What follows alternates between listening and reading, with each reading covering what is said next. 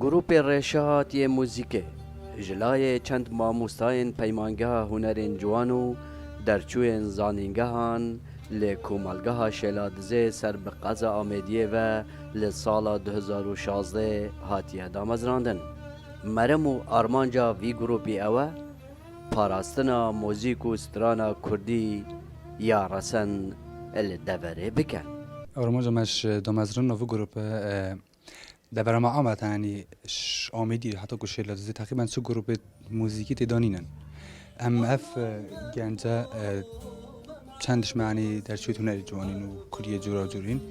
هش ما جن آلا ده کن لیک کومیکو فلکلوری کردی الوی دبری و منطقه ما آمد يعني فلکلوری اگه بینی زنگینه.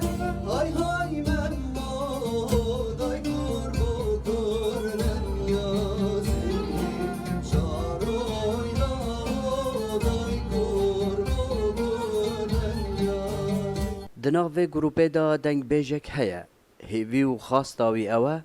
کوسترانا گالری جنمان بیت پاراستنو نوای نو آگهی السرسترانا فلکلوری و گالری هبید. چه پیدوی استرانا کردی آراسن بیت پاراستن دست پیک او گنج رابن کده بنه هنرمند یانده دست بستران گوتنه کن پیدوی بچنه فلکلوری مای کردی سترانت مای کردیت فلکلوری دست بکن و بین زمان و جاره کدی اگر هاتو مثلا از دست بکم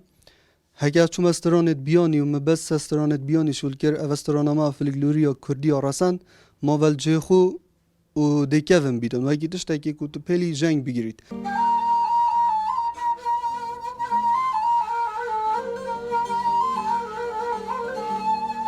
دور آمیدیه ادوار سترانو حیرانوک و فلکلور کردی دا